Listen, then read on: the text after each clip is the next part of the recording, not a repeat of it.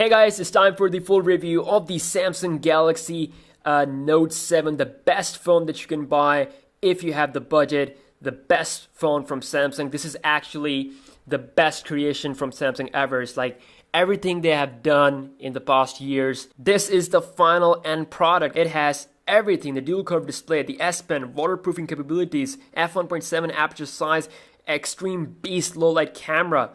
Wow, I mean, this is literally in simple words, this is the best phone that you can buy right now. And of course the iPhone 7 will come next month if you want to wait for that, but right now the Galaxy Note 7 is the best phone that you can buy. And yeah, but that being said, let's talk about here, is it worth upgrading compared to the Note 5? That's the question right now. And what about the Galaxy S7? So we're going to be talking about, first of all, whether it is worth upgrading from the Note 5 to the Note 7 or not. So first, they skipped the Note 6 number just to match the S7 lineup. Okay, a lot of people still comment and they don't know about it, why Samsung did that. So Note 5, of course, the best phone of 2015 according to a lot of users. I personally used it for a lot of time. I love it. And after getting the Note 7, is it worth upgrading or not? Yes, definitely it's worth upgrading. Let's discuss what the updates you are getting with the new Note 7. So you have the dual curve display, of course, and a lot of people care about that. A lot of people don't care about that, so that's okay. You get Type-C. Again, that is something might not be that much important to you. It is waterproof. That is something really amazing. Again, it's just your personal preference. You like to put your phone in water, or you may not like it at all. It's faster, of course. That's something always expected from a new phone. And it has some cool tweaks, of course, a new UI and all that stuff. But what is the most standout thing about the Note 7 that you can think, like literally is the reason why you should upgrade? So it's not the iris scanner. The reason is the camera. The camera is insane. I know a lot of people will say that the Note 5 is also good in terms of camera wise. Of course, it can take good pictures outdoor and all that. But Note 7 is completely a different phone. It's a completely different beast. It's on a high level. No one can touch this phone when it comes to camera. And I mean it. The autofocus is so fast. It's just you have to open the camera and just have to press the capture button. It already focuses the objects before you even try to move your camera towards that. So it's amazing. I'm just so impressed by the camera. For me, the camera is the main reason to upgrade from the Galaxy Note 5 to the new Note 7. So like I said, the dual curve display, the micro SD card is back, the Type-C, the fast charging, of course, also faster phone, 4 gigs of RAM is there also, and you get a new and improved version of TouchWiz UI, and iris scanners there. So I mean, this is, like I said, the best creation from Samsung ever. Definitely worth it. Then we have the Samsung Galaxy S7. So what about this one? Okay, so Galaxy S7 is like a good alternative to get the features of the Note 7, and also it is cheaper. But the thing is that the Note 7 has a special weapon which is called as the S Pen. Now this thing is literally one of the main features of the Note lineup. People buy this phone just because of the S Pen. The stylus S Pen is just amazing. It's a whole new way to interact with your phone. So between these two phones, it's pretty easy to decide if you want the S Pen, if you want bigger display, then go with the Galaxy Note 7. So let's move these two bad boys out of the side. I hope I have answered the most major or most important questions. Now, let's talk about the Note 7 and how I'm feeling after spending like almost $900 or $950 on this phone. So it will be launched officially on 19th August. So when I first saw the hands-on video of the Galaxy Note 7, I thought that it's a big phone. And also the dual curve display gonna make this phone is like more slippery. But the thing is that when I just instantly unbox this phone and I hold it in my hand, it was just completely different experience. I mean, it's just so compact, and I've been playing with it all the time. The curves, they just make so much better to hold the phone. I mean, the Samsung engineers, they have literally made this phone best when it comes to build quality. And you're gonna be surprised when you're gonna hold this phone in your hand personally. So Build quality is very similar to the Galaxy S7. You got glass, of course, metal on the side, and also which provides you, protection and also a compactness. And if we take a look here down at the bottom, you got your Type-C connector. Of course, this has its own USB OTG, and also Samsung has included a converter with the box that you can use in order to use the other USB 2.0 cables or previous OTGs. So yeah, that's that. We got the speaker as well as the headphone jack. Okay, now it's a feature because iPhone is not going to have the headphone jack. So yeah, it does have headphone jack, which is a nice thing. And then you got the main weapon, which is the S Pen. Now on the top, you got the SIM card tray. Now this is actually the tray for the SIM card as well as the micro SD card. Now if you buy the dual SIM Galaxy Note 7 that I have right now, it has the branding on the back says Duos. You can either use 2 SIM cards at the same time or 1 SIM card and 1 micro SD card. You cannot use 3 things at the same time. So kind of sucks that you cannot put 3 things at the same time. But for me, it doesn't matter because I'm not going to use 2 SIM cards. Also, the big thing here is that it comes with 64 gigs of internal memory. So out of that, almost 52 gigabytes is available. If we talk about the display, this is 5.7-inch Quad HD Super AMOLED dual curve display. Oh my God, look at the quality. I mean, I don't even have to say anything. It's just so amazing. These wallpapers look so gorgeous on this phone. There's literally no words to explain this.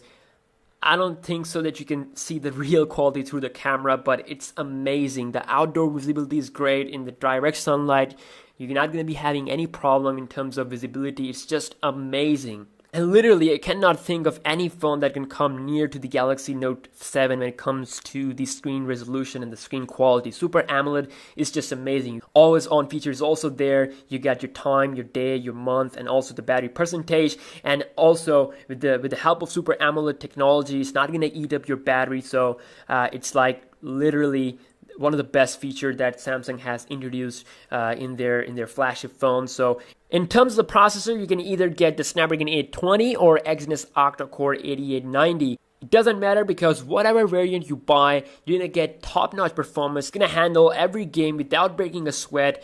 And definitely, I mean, you don't have to worry about future-proofing or anything like that. This is definitely future-proof. So you got 4 gigs of RAM for multitasking, and also so you got Mali T880 GPU for the extreme gaming.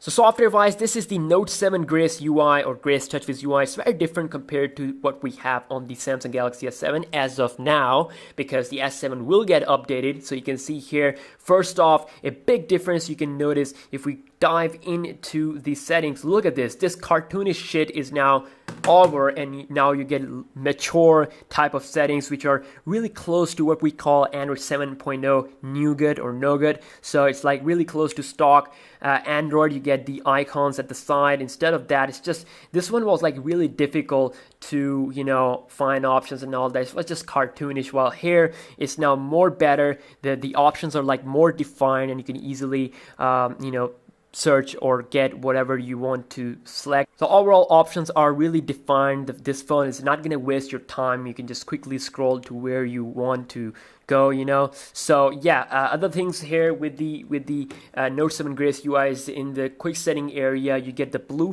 light filter option here, which is kind of a night mode thing. You can also change its opacity and tweak it if you want to. Really nice thing here. Then you get the power saving mode. If you press on the little arrow, now it's called as the mid and the max. They're not calling it power saving or ultra power saving. You got the mid and the max. If you had it on the mid, it's basically gonna limit the brightness. Of course, it's gonna underclock your device performance, and it's gonna give you a little bit more battery. But max mode is actually the ultra power saving mode. So if I just gonna apply it, so now it is fixing some performance things, and it's going to take me straight to the power saving, ultra power saving thing here, or I should say max battery power saving mode. And you can see here that you can add different applications. Of course, even the third-party applications are now supportive. You can also check out more settings, and you can disable the power saving mode to get out of it. And you also have access to your quick setting area where you can go into the main setting to change the Wi-Fi, Bluetooth, and other options you have. So overall, it's like much more better compared to the previous ultra porcelain mode, and now it's called as Max, and it also changes the resolution to WQHD from Quad HD. So like I said, Samsung has delivered like top-notch performance here with this phone, I have to say. So yeah, other than that, if we take a look here at the torch section, you get the option to, you know, tweak the torch here. When you turn it on, you have the different levels to change the intensity, which is nice. And also, the Note 7 comes with a theme engine, so there are a lot of great themes on the Samsung theme store which are free that you can apply, so in order to make your phone more good.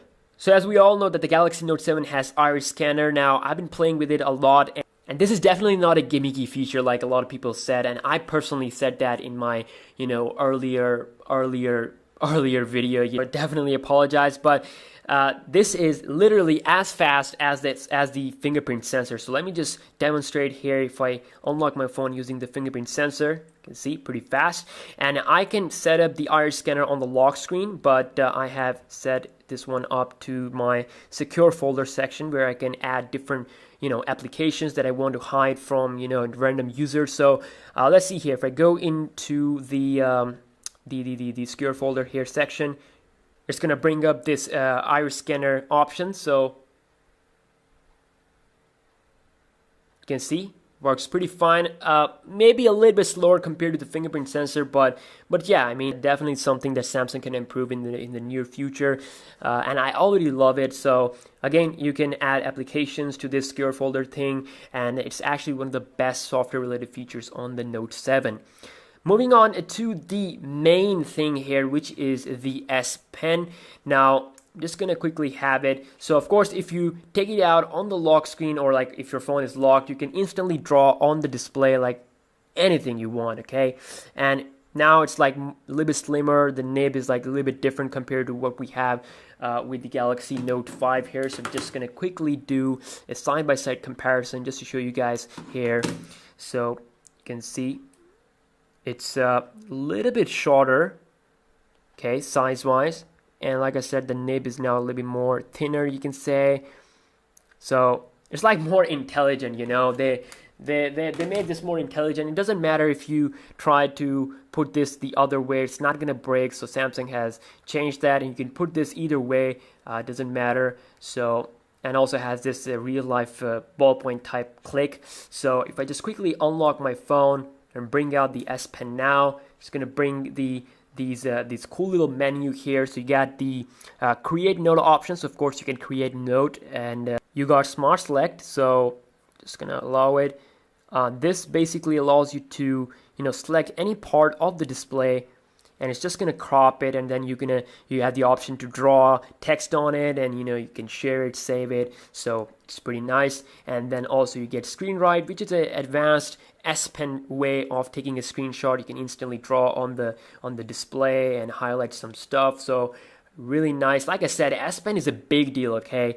Next, we have a really cool feature called as Translate. So it allows you to translate a text into another language just by hovering the S Pen over that text. So let's just see here. I typed in goodbye. So here it gives you a quick menu to translate words from English to any other language. So I select Filipino. So if I hover the the nib here a little bit, and it's going to translate and say balam, whatever.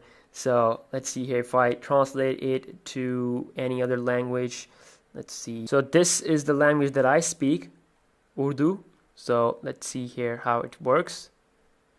You can see here, Alvida.